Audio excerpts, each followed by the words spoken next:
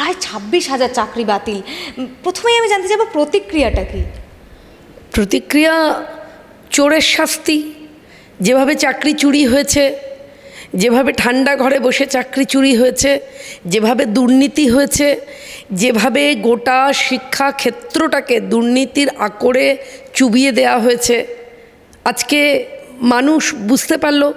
এছাড়া যারা এই লড়াইটা লড়ছিল এতগুলো দিন ধরে, যাদের সঙ্গে অন্যায় করা হয়েছে, তাদের তো চোখের জলের একটা মূল্য আছে, সেই মূল্য তারা আজকে পেলেন।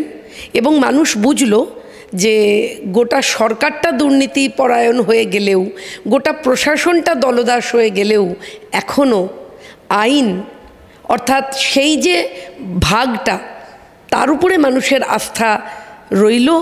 এবং আমরা এখনও বুঝতে পারি সেটা আইন বিভাগ বা আইন কানুন, এই যে আমরা বলি যে সবার মাথার উপরে রয়েছে, সেটা যে এখনও আমাদের প্রত্যেককে এই আশ্বাসটুকু দেওয়াচ্ছে যে অন্যায়ের সাজা হবে, পাপ ছাড়বে না বাপকে, আমরা সেটা চোখের সামনে দেখতে পেলাম। হাইকোর্টের এই ঐতিহাসিক রায় শোনার পর খোদ মুখ্যমন্ত্রী মমতা ব্যানার্জি তিনি বলছেন যে এই রায় বেআইনি। তিনি চ্যালেঞ্জ করছেন যে এই রায়কে চ্যালেঞ্জ করে সুপ্রিম কোর্টে যাবেন। চাকরিহারাদের পাশে থাকার বার্তা মমতা ব্যানার্জি। না, কোথায়? যাদের এতদিন ধরে যাদের চাকরিটা মাননীয়া আপনার সমস্ত নেতামন্ত্রী ঘরে ঠান্ডা ঘরে বসে চুরি করেছিল, ওএমআর সিটগুলো কোথায় কোথায় পাওয়া গেছে তার ঠিক নেই। যেভাবে প্রত্যেকটা গ্রামে গ্রামে দোকান খুলেছিলেন, প্রত্যেকটা পাস আউট ছেলেমেয়ের চাকরিগুলো যখন বিক্রি করেছিলেন, সাদা খাতা জমা নিয়ে তাদের চাকরি হয়েছিল, আর যারা পাশ করেছিল তারা বসে রয়েছে গান্ধী মূর্তির পাদদেশে কিংবা মাতঙ্গিনীর মূর্তির তলায়। তাদের পাশে কোথায় ছিলেন আপনি? কেন ছিলেন না আপনি? আপনি দুর্নীতি পরায়ণদের সঙ্গে থাকেন, আর যারা দুর্নীতির বিরুদ্ধে আন্দোলন করছে তাদের পাশে আপনাকে দেখা যায় না কেন? তাহলে আপনি কি করে বলতে পারেন মাননীয়া এই কথাটা যে এটা বেআইনি? আপনি তো আইনেরই কোনো সম্মান করেন না, আপনার কাছে তো আইনেরই কোনো মূল্য নেই। আপনি কি করে এটা বেআইনি বলতে পারেন? কাকে বলছেন বেআইনি? যেভাবে ধরা পড়েছে সিঙ্গল বেঞ্চের রায় দেওয়ার পরে, যখন আপনারা বিরাটভাবে প্রতিবাদ করলেন, সুপ্রিম কোর্ট গেল, এবং যখন আবার রায় বেরোলো, এবং আমরা তো বলতে পারি যে সিঙ্গল বেঞ্চের রায়টাই বহাল রইল, এই রায়ই তো দেওয়া হয়েছিল সিঙ্গল বেঞ্চে। সুতরাং মানুষের কাছে পরিষ্কার হয়ে গেছে আপনাদের গোটা দল Trinamool Congress top to bottom চোর, পরিষ্কার। মানে যেভাবে চুরিটা যেভাবে হয়েছে, যে শিল্পের পর্যায়ে চুরিটাকে নিয়ে যাওয়া হয়েছে, তাতে আবার আপনি আইন বেআইন এসব কি বলছেন? মাথা ঠিক নেই, যার জন্যে ভোটের ঠিক আগে এত বড় একটা ধাক্কা খেলেন। ভগবান আছে মাথার উপরে, ভগবানের লাঠি আওয়াজ হয় না কিন্তু বড় জোরে লাগে, সেই লাগাটা তৃণমূল কংগ্রেসের উপরে পড়েছে, ভগবানের লাঠি পড়েছে। মমতা ব্যানার্জি বলছেন যে হাইকোর্ট বিজেপির বিচারালয়ে পরিণত হয়েছে। না, এই কথাটা আপনি এখন আপনি বা আপনারা, আপনার আরেকজন দেখলাম কল্যাণবাবু, তিনিও বিরাট করে দম্ভ করে বলছেন বটে যে সুপ্রিম কোর্টে যাব। আরে আপনারা তো বারবার যান সুপ্রিম কোর্টে, তারপরে তো আবার হারেন, একটা জোরে ঝটকা খান, কষিয়ে থাপ্পড় খান। তো এখন আবার বলছেন হাইকোর্টটা বিজেপির ইয়ে হয়ে গেছে, অফিস হয়ে গেছে, বিজেপির বিচারালয় হয়ে গেছে। মানেটা কি? আপনারা চুরি করেছেন, সেই চুরি ধরা পড়েছে, কোর্ট রায় দিয়েছে যে 2016 পুরো প্যানেলটা বাতিল করা হবে এবং যারা সেই চাকরিটা করতো তারা বেতন ফেরত দেবে। কেন দেবে না? যে ছেলেমেয়েগুলো চাকরিগুলো একদম ঠান্ডা ঘরে বসে লুট করেছেন লাখ লাখ টাকা, তাদের অপরাধ কি? সেই ছেলেমেয়েগুলোর অপরাধ কি বলতে হবে তো আপনাকে বলতে হবে তো সেই ছেলেমেয়েগুলোর কি অপরাধ, যারা দিনের পর দিন গান্ধী মূর্তির পাদদেশে বসে আছে, মাতঙ্গিনী মূর্তির পাদদেশে বসে রয়েছে, যারা তাদের স্বাধিকারের লড়াই লড়ছে, তাদের অপরাধ কি? যারা বৃষ্টিতে ভিজছে, রোদে পুড়ছে, এই ভয়ঙ্কর রোদে তারা রাস্তায় বসে রয়েছে, আর আপনি বলবেন যে কোর্টের এই রায়টা বেআইনি? মানে লোকসভা নির্বাচনের মাঝে এরকম একটা বড় রায়, কি মনে হচ্ছে তৃণমূল কংগ্রেসের একটা বড় ধাক্কা, ভোট বাক্সে কি এর প্রভাব পড়বে? দেখুন, আজকে হাইকোর্টের এই রায় বেরোনো মাত্র গোটা পশ্চিমবঙ্গে তৃণমূল যে বিগ জিরো হতে চলেছে সেটা মানে প্রমাণিত। চারিদিকে আপনি সোশ্যাল মিডিয়া দেখুন, চারিদিকে একটাই কথা, no vote for Trinamool, no vote for Trinamool, no vote for Trinamool. তৃণমূলকে একটা ভোটও নয়, চোরের দলকে একটা ভোটও নয়। চোরের দলকে ভোট দেওয়া মানে চুরিকে মানে প্রশ্রয় দেওয়া, চোরের দলকে ভোট দেওয়া মানে চোরেদের সঙ্গে থাকা, চোরের দলকে ভোট দেওয়া মানে আমার পরবর্তী প্রজন্মকে এক ভয়ঙ্কর অন্ধকারের মধ্যে ঠেলে দেওয়া। তাই আজকে এই যে কোর্টের রায়টা বেরোলো, তাতে তৃণমূলের যারা প্রার্থী বা এখনও যারা তৃণমূলের ভৈরব বাহিনী, আমি গত পরশুদিন গেছিলাম মাননীয়া রেখা পাত্রর সমর্থনে বসিরহাট হিঙ্গলগঞ্জ বিধানসভায়। সেখানে আমাদের সভা শেষ হয়েছে, আমরা তখনও পুরোটা পথ আসতে পারিনি, মিনিট 15 বোধহয় রাস্তায় এসেছি। ভৈরব বাহিনী স্টেজের উপর উঠে মারপিট শুরু করে দিল। তাই এখনও যারা এটা করছেন তারা মনে রাখুন যে নিজের সন্তানদের দিকে তাকাতে পারবেন না। কিন্তু যেভাবে আজকে কোর্টের রায়টা বেরিয়েছে এবং তাতে যা জানা গেছে, নবম, দশম, একাদশ, দ্বাদশ, গ্রুপ সি, গ্রুপ ডি, এই যে একটা বিপুল অঙ্কের টাকা তৃণমূল লুট করেছে, একেবারে সাদা খাতা দেয়া লোকগুলোকে চাকরি দিয়ে বসিয়ে দিয়েছে। যারা সাদা খাতা দিয়ে জমা দিয়ে চাকরিতে পেয়েছে তারা কি শেখাবে আমাদের সন্তানদের? তারা কি শেখাবে? বুঝতে হবে তো। আজকে যারা তৃণমূলের লাঠি হাতে ভৈরবগিরি করছেন, বাড়িতে অত ছোট বাচ্চা রয়েছে, ভাবছেন একবারও যে সেই বাচ্চাটা যে স্কুলে পড়ে সেখানে যারা পড়ায় তারা সাদা খাতা দেওয়া টিচার? ভাবতে পারছেন? নিজের সন্তানের সঙ্গে অন্যায় করছেন, নিজেদের সন্তানদের সঙ্গে অন্যায় করছেন, তাদেরকে অন্ধকারে ঠেলে দিচ্ছেন, অশিক্ষায় ঠেলে দিচ্ছেন, কুশিক্ষায় ঠেলে দিচ্ছেন। তাই কোনো চোরকে সমর্থন নয়, চোরের দলকে সমর্থন নয়, একেবারে একটাই agenda, single agenda, no vote for Trinamool. সামনে আপনারা বলছেন তৃণমূলকে একটা ভোটও নয়, চোরদের কে একটা ভোট নয়, চোর বলে একবার তীব্র কটাক্ষ আপনারা করছেন। কিন্তু রাজনৈতিক মহলে একটা প্রশ্ন উঠছে, কোথাও গিয়ে কি আপনারা তৃণমূলকে সুবিধে করে দিচ্ছেন? আমরা যদি ডায়মন্ড হারবারের প্রসঙ্গে বলি, সেখানে বারবার বিজেপি বলছিল যে যে প্রার্থী দেওয়া হবে সে মানে একটা চমক আছে প্রার্থীতে। সেখানে দেখা গেল অভিজিৎ দাস, সে এর আগেও দুবার সেই ডায়মন্ড হারবার থেকে লড়েছেন এবং তিনি সেখান থেকে জয়লাভ করেননি। তারপরেও তাহলে এমন কোনো প্রার্থীকে কেন অভিষেক বন্দ্যোপাধ্যায়ের বিরুদ্ধে প্রার্থী করা হলো, এই প্রশ্নটা উঠছে। প্রকারণ থেকেই তাহলে অভিষেক বন্দ্যোপাধ্যায়কে সুবিধে করে দিল, মানে করে দিলেন আপনারা? না না, এটা কারা ভাবছেন? যাদের মানে অপরিণত মস্তিষ্কের মানুষজন এমনটা ভাবছেন। যদি দলের মানুষ প্রার্থী হলে চমক না থাকে, তাহলে কি গিমিক হতে হবে নাকি সব সময়? আশ্চর্যের কথা। এটা তৃণমূলের যাদের ঘরের লোকজন তারা যখন প্রার্থী হয়েছে, কই এ কথা তো হয়নি। অভিজিৎ দাস ববি আমাদের দীর্ঘদিনের একজন কার্যকর্তা, দীর্ঘদিনের একজন নেতৃত্ব। ডায়মন্ড হারবারে উনি দীর্ঘদিন ধরে নেতৃত্ব দেন। উনি দুবারের জেলা প্রেসিডেন্ট ছিলেন এবং যে দুবার উনি প্রার্থী হয়েছিলেন, দুবারেই আমাদের ভোটের পার্সেন্টেজ বেড়েছে, আমাদের ভোট সংখ্যায় বেড়েছে, তাই ওনাকে প্রার্থী করা হয়েছে। এবং এটা ভাবনা চিন্তার ফল। যে মানুষটাকে বিজেপি বলে গোটা ডায়মন্ড হারবার চেনে, তাকে প্রার্থী করা হচ্ছে, তাকে প্রার্থী করা হয়েছে।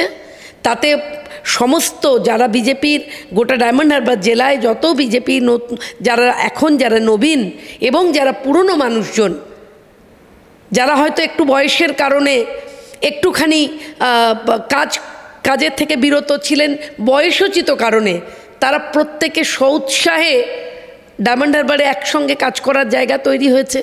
এবং দেখা যাক কি হয়। প্রশ্ন উঠছে, অভিষেক বন্দ্যোপাধ্যায়কে জেতাতে চাইছে বিজেপি? এই প্রশ্নটা যারা করছেন তারা অ্যাকচুয়ালি একটা বিভ্রান্তি সৃষ্টি করার চেষ্টা করছেন। তৃণমূলের এখন আর কোনো রাস্তা নেই। সোজা পথে তারা জানে যে সোজা পথটাতে পথই আর নেই, সোজা পথটাতে মানুষ তাদের সঙ্গে নেই। ফলে তারা বিভ্রান্তি তৈরি করে সেই বিভ্রান্তির মধ্যে ফেলে দিতে চাইছে। এই কথাটা যাদের মস্তিষ্ক প্রসূত তাদেরকে জানাই, 4 জুন কথা হবে, তার আগে কথা বলে লাভ নেই। তাই চোরেদের মহানায়ক, চোরের দলের মহানায়ক পিসি ভাইপো কোম্পানির যে শেয়ার হোল্ডার, তিনি কি করেন, কত ভোট পান, আর ভারতীয় জনতা পার্টির দীর্ঘদিনের দলীয় কর্মী অভিজিৎ দাস তিনি কি ভোট পান, 4 জুন কথা হবে। তার আগে এত কথা কেন? যে ভোটের আগে আমরা দেখলাম ফুল বদল, এক ফুল থেকে অন্য ফুলে গিয়ে আবার প্রার্থীও হয়ে গেলেন। আমরা যদি দেখি যে বিজেপির বিধায়ক তৃণমূলের লোকসভার প্রার্থী হয়েছে, অন্যদিকে তৃণমূলের বিধায়ক বিজেপির লোকসভার প্রার্থী হয়েছে। তো এটা একজন রাজনীতিক হিসেবে কিভাবে আপনি দেখছেন যে এই যে ফুল বদলের পরও মানুষ কি তাদেরকে গ্রহণ করবে, মানুষ তাদেরকে ভোট দেবে? দেখুন, বিষয়টা হচ্ছে যে যদি এটা তাপসদাকে নিয়ে আলোচনা হয় তাহলে বলবো তাপসদা অত্যন্ত সম্মানজনক একজন রাজনীতিবিদ, এবং তাপসদা যেদিন ভারতীয় জনতা পার্টি জয়েন করেছেন সেই দিনের পর থেকে লাগাতার উনি বেশ কয়েকদিন ধরে জানিয়েছেন যে তিনি কেন শাসক দল থেকে বিজেপিতে বা রাষ্ট্রবাদী এই দলে, পৃথিবীর সর্ববৃহৎ এই দলে উনি যোগদান করলেন। তিনি বারংবার বলেছেন যে সন্দেশখালী ঘটনা ঘটে যাবার পর তিনি তার স্ত্রী, কন্যা তাদের দিকে চোখ তুলে তাকাতে পারছিলেন না। যেটা তাপসদার সবথেকে খারাপ লেগেছিল যে মাননীয় মুখ্যমন্ত্রী প্ল্যাটফর্মে দাঁড়িয়ে তিনি শেখ শাহজাহান সম্পর্কে বলছেন ওকে টার্গেট করা হচ্ছে, অতএব একজন রেপিস্ট তার পক্ষে দাঁড়িয়ে রাজ্যের মুখ্যমন্ত্রী কথা বলছেন, সেটা একজন সংবেদনশীল রাজনীতিবিদ হিসেবে কারুর যদি খারাপ লাগে এবং তিনি যদি আগ্রহ প্রকাশ করেন তাহলে পরে তিনি সর্ববৃহৎ দলের একজন অংশ হতেই পারেন। এবং আমার বিশ্বাস তাপসদার জয় প্রমাণ করে দেবে যে ব্যক্তি তাপসদা, তার জন্যে যে ভোটাররা রয়েছে তারা তৃণমূলকে ভোট দেওয়ার জন্যে নেই, তারা ব্যক্তি তাপসদার সঙ্গে রয়েছেন এবং বিজেপি ওখান থেকে উত্তর কলকাতা থেকে বিপুল ভোটে জয়লাভ করবে এবং প্রমাণ করবে যে ব্যক্তি তাপসদা, তাপস রায়, তাকে মানুষ চায়। এবং তাপস রায় এখন যেহেতু একটি সংবেদনশীল দলের সঙ্গে যুক্ত, তাপস রায় এখন যেহেতু রাষ্ট্রবাদের সঙ্গে যুক্ত, তাপস রায় যেহেতু যে হিন্দুত্বের আমরা তার প্রচার এবং প্রসারে যে দল কাজ করে, ধর্ম রক্ষার্থে যে দল কাজ করে তার সঙ্গে যুক্ত, তাই বিপুল সংখ্যক মানুষ তাপসদাকে জিতিয়ে আনবে এবং তৃণমূল কংগ্রেস প্রমাণিত হবে যে তৃণমূল কংগ্রেসে থাকা তাপসদা, তার জন্যে তাপসদা জেতা না, ব্যক্তি তাপসদা, তার যে কারিশমা, তাকে যে মানুষের ভালোবাসা, সেই ভালোবাসার সঙ্গে বিজেপিকে মানুষের ভালোবাসা, মোদিজির যে গ্যারেন্টি, এই সবটা মিলে বিপুল ভোটে তাপসদা জিতবেন। আর আপনি আর একটা যে প্রশ্ন করলেন, রাস্তায় চলতে চলতে কেউ টিকিট পেল না বলে তৃণমূলে জয়েন করে নিল এবং তৃণমূলের প্রার্থী হয়ে গেল। আমি নাম না করেই বলছি যে খবর নেবেন যে সেখানে কিন্তু তিনি না যেখানে গেলেন তাদের হলেন, না যেখানে ছিলেন তারা আর তার দিকে সম্মানের দৃষ্টিতে তাকিয়ে রইল। অতএব এই যে দুম করে সিদ্ধান্ত ব্যক্তি স্বার্থে পাল্টে দেওয়া, এটা মানুষ ভালো চোখে নেয় না, কখনো নেয় না। ব্যক্তি স্বার্থ বুঝতে হবে। যদি বৃহত্তর স্বার্থে ভালো কাজের জন্যে একটা কোনো পরিবর্তন মানুষ করে, তখন সেটা একরকম আঙ্গিক হয়। আর আমি টিকিট পেলাম না তাই আমি অমুক দলে চলে গেলাম, এইটা কিন্তু মানুষ ভালো চোখে নেয় না। টিকিট না পেয়ে দলবদলের কথা যদি আমরা বলি প্রসঙ্গে, আপনি তাপস রায়ের কথা বললেন, অর্জুন সিংহ তো রয়েছেন ব্যারাকপুরের প্রসঙ্গ আমরা যদি বলি, উনি তৃণমূলের টিকিট পেলেন না বলে দেখা গেল বিজেপির দিকে আবার ঝুঁকলেন এবং টিকিটও পেয়ে গেলেন ব্যারাকপুর থেকে। দেখুন, অর্জুন সিংয়ের সঙ্গে তৃণমূল কংগ্রেস যে ভয়ঙ্কর আচরণ করেছে, অর্জুন সিং তৃণমূলের যাওয়ার আগে যখন তিনি বিজেপির সাংসদ, তখন তার সঙ্গে যে আচরণ করা হয়েছিল, তিনি বারংবার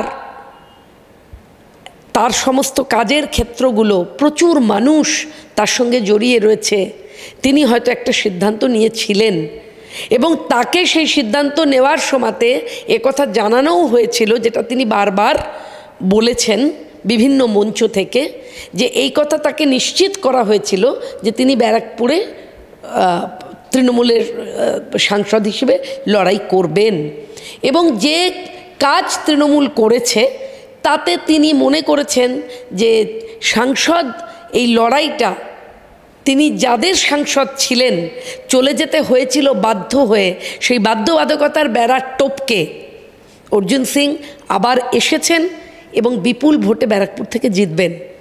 তাই আমি আবারও আপনাকে বললাম যে ব্যক্তি মানুষ, তার যে কারিশমা, তাকে মানুষ কতটা চাইছে সেটাও কখনো কখনো প্রমাণ হয় রাজনীতিতে। ব্যক্তি স্বার্থ নয়, ব্যক্তি মানুষের কী কারিশমা, কিন্তু শুধুমাত্র ব্যক্তি স্বার্থটাই যদি বড় হয়ে দাঁড়ায় তাহলে মানুষ তার সঙ্গে থাকবে না। যদি ব্যক্তি স্বার্থের জন্যে অর্জুন সিং এপারে আসতেন, বিজেপিতে আসতেন, তাহলে পরে তিনি জিতবেন না, কিন্তু অর্জুন সিং বিপুল ভোটে জয়ী হবেন এবং প্রমাণ করবেন অর্জুন সিংয়ের সঙ্গে ব্যারাকপুরের মানুষ সঙ্গে আছে। এবার আমি একটু সরাসরি আপনার প্রসঙ্গে আসি না, কারণ আপনি অভিনয় পেশার সঙ্গে যুক্ত দীর্ঘ বছর ধরে। আমরা দেখছি এমন কিছু প্রার্থী হয়েছে মানে রাজ্যের শাসক দলে, তারা অভিনয় পেশার সঙ্গে যুক্ত এবং সরাসরি তারা যেদিন রাজনীতির ময়দানে এলেন সেদিনের প্রার্থী ঘোষিত হয়ে গেলেন।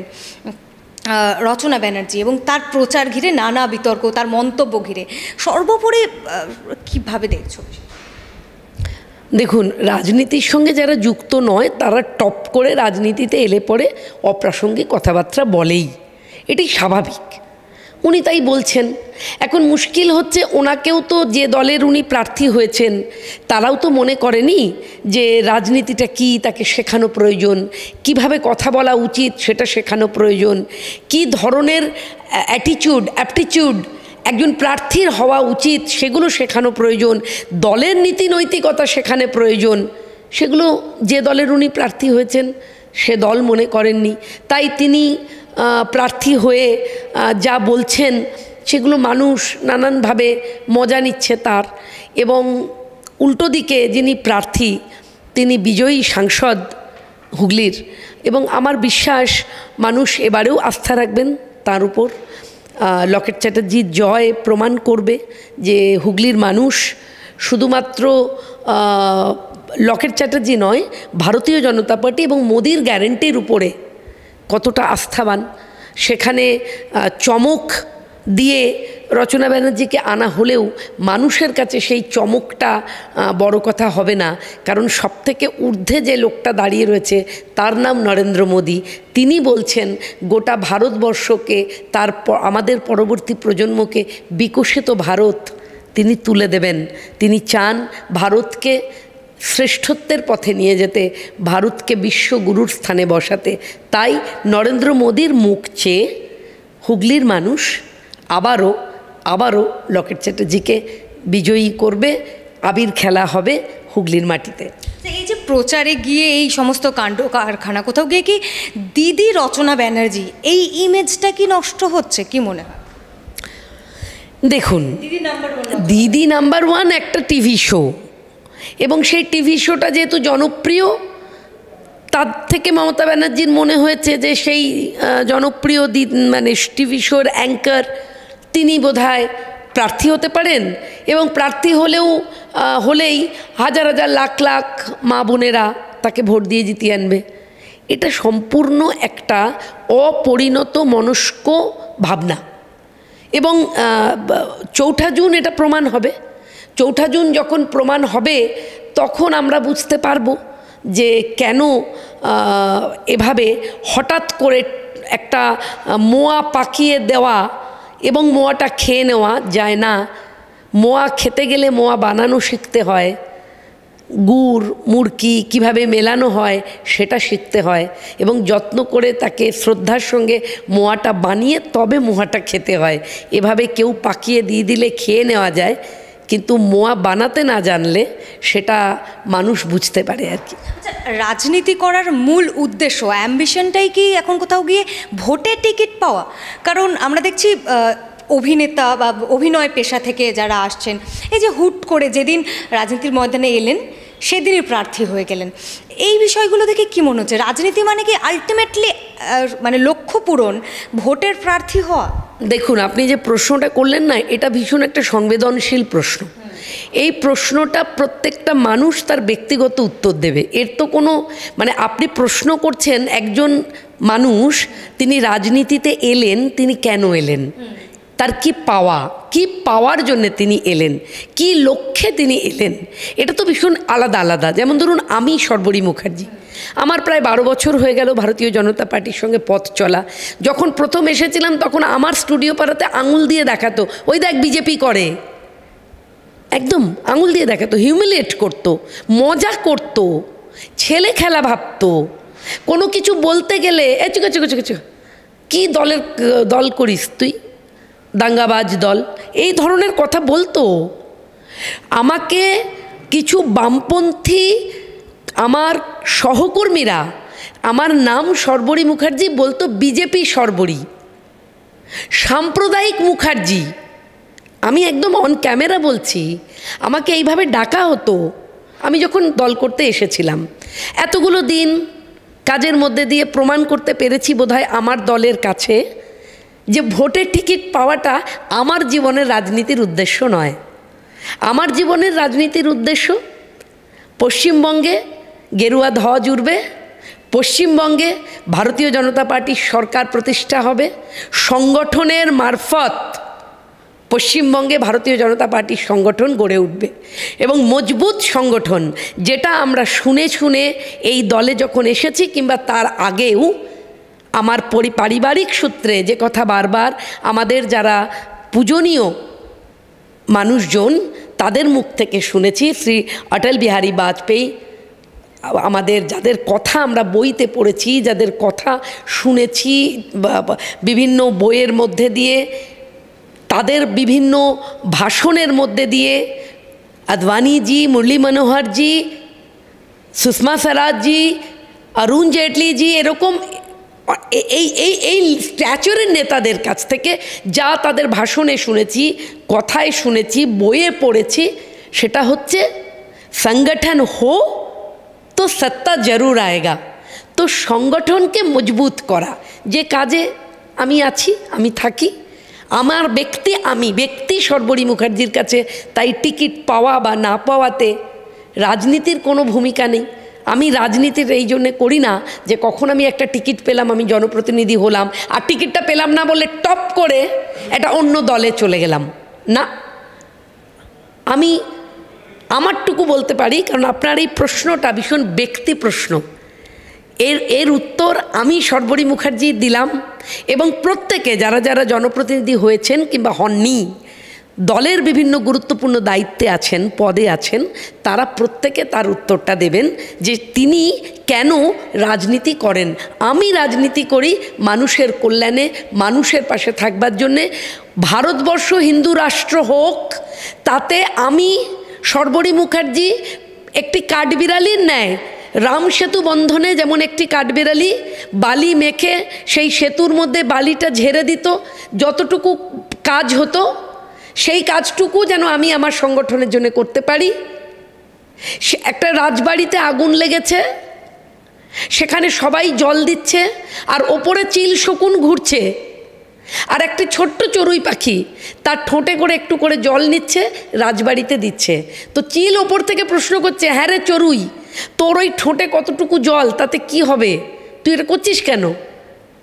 তখন চড়ুই উত্তর দিচ্ছে, যখন ইতিহাস লেখা হবে তখন যারা যারা জল দিয়ে রাজবাড়ি নেভানোর কাজে ছিল তার মধ্যে আমার নাম থাকবে, আর যারা পোড়া মাংস খেতে চেয়েছিল তার মধ্যে তোর নাম থাকবে।